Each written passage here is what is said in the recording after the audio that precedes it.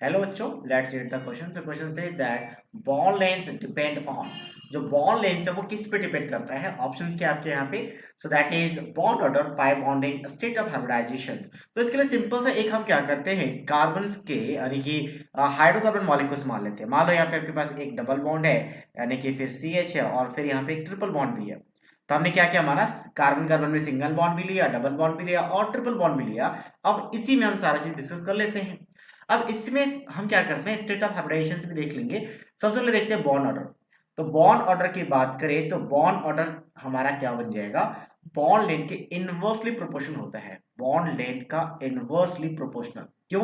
क्योंकि अगर bond order ज्यादा यहाँ पे तो ये शॉर्टेस्ट बॉन्ड होगा, स्ट्रॉन्गेस्ट बॉन्ड होगा, ये स्ट्रॉन्ग होगा। क्योंकि तीन बॉन्ड से जुड़ा हुआ है तो ऑब्वियसली दोनों क्या होंगे, काफी क्लोज रहेंगे। इनका जो बॉन्ड लेंथ रहेगा वो शॉर्टेस्ट रहेगा क्योंकि ये काफी क्लोज रहेंगे।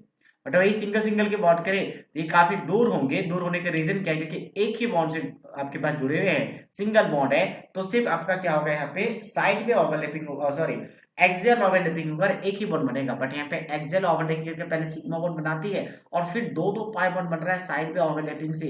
तो मतलब यहाँ पे क्या होगा, आपके पास इसमें तीन बॉन्ड होने की वजह से बॉन्ड लेंथ जो होगा काफी शॉर्टर रहेगा और बॉन्ड लेंथ यहाँ पे ज्यादा रहेगा। मतलब बॉन्ड ऑर्डर बॉन्ड लेंथ पे इनवर्सली प्रोपोर्शनल पे डिपेंड करते हैं। तो मतलब डिपेंड तो कर रही है, तो ऑप्शन ए क्या होगा, करेक्ट होगा। नेक्स्ट हम बात करते हैं बी का। अब यहाँ पे क्या है, यहाँ पे पाई बॉन्ड जीरो है। यहाँ पे पाई बॉन्ड की बात करें तो पाई बॉन्ड जीरो है, यहाँ पे पाई बॉन्ड 2 है। तो नंबर ऑफ पाई बॉन्ड बढ़ने से बॉन्ड लेंथ कम हो गया। मतलब ये कह सकते हैं कि नंबर ऑफ पाई बॉन्ड का बॉन्ड लेंथ इनवर्सली प्रोपोर्शनल है। मतलब नंबर ऑफ पाई बॉन्ड बढ़ेगा तो, क्योंकि सिग्मा कभी भी पाई बॉन्ड तब बनती है जब पहले सिग्मा बॉन्ड बने, सिग्मा बॉन्ड बनने के बाद पाई बॉन्ड बनती है। तो मतलब यहाँ पे सिग्मा बॉन्ड है, यहाँ पे पाई बॉन्ड्स है। तो पाई बॉन्ड बन रही है मतलब बॉन्ड्स बढ़ रहे हैं, और बॉन्ड बढ़ेंगे तो नंबर बॉन्ड ऑर्डर बढ़ेगा, बॉन्ड ऑर्डर बढ़ेगा तो वहां पे क्या आएगा, बॉन्ड लेंथ कम आएगा। मतलब पाई बॉन्ड्स पे भी बॉन्ड ऑर्डर क्या कर रहा है, डिपेंड कर रहे हैं। नेक्स्ट है स्टेट ऑफ हाइब्रिडाइजेशन। अब हाइब्रिडाइजेशन निकालते कहते हैं तो स्टैक नंबर से हाइब्रिडाइजेशन निकालते हैं। अगर स्टैक नंबर की बात करें तो ये होता है sigma bond plus lone pair of electron.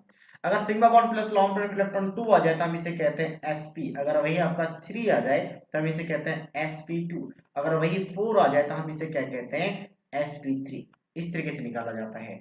और कभी भी पाई बॉन्ड आपका हाइब्रिडाइजेशन में पार्टिसिपेट नहीं करती। जैसे इस कार्बन की बात करें, 3 सिग्मा बॉन्ड हाइड्रोजन के साथ और एक कार्बन के साथ, तो टोटल 4 सिग्मा बॉन्ड आ गया, तो ये बन जाएगा sp3।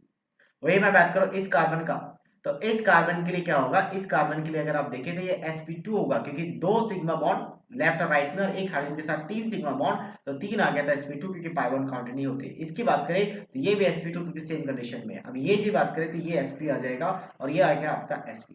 अच्छा, बेटर रहेगा कि अगर मैं ये CC सिंगल बॉन्ड एक और इसमें कार्बन ऐड कर लूं, क्योंकि आपका इधर कंडीशन चेंज हो रहा है। तो यहाँ पे CH2 और CH3, तो ये आपका sp3 रहेगा और ये वाला भी sp3। तो उससे क्या होगा कि sp3 की बात की हम बात कर रहे हैं, यहाँ पे sp2 sp2 और यहाँ पे sp की बात कर रहे हैं। तो sp वाले में पाई बॉन्ड ज्यादा, बॉन्ड ज्यादा, बॉन्ड लेंथ कम है। तो इसका मतलब आपका स्टेट ऑफ हाइब्रिडेशन पे भी डिपेंड करेगा, क्योंकि hybridisation number of pi bond जितने बढ़ेंगे, हाइब्रिडेशन पाई बॉन्ड कभी भी पार्टिसिपेट नहीं करेंगी, तो हाइब्रिडेशन चेंज होता रहेगा। जैसे यहाँ पे पाई बॉन्ड 1 है तो हाइब्रिडेशन sp2 आया, हाइब्रिडेशन यहाँ पे पाई बॉन्ड 2 है तो sp आ गया। मतलब यहाँ पे क्या है, स्टेट ऑफ हाइब्रिडाइजेशन पे भी डिपेंड कर रहा है।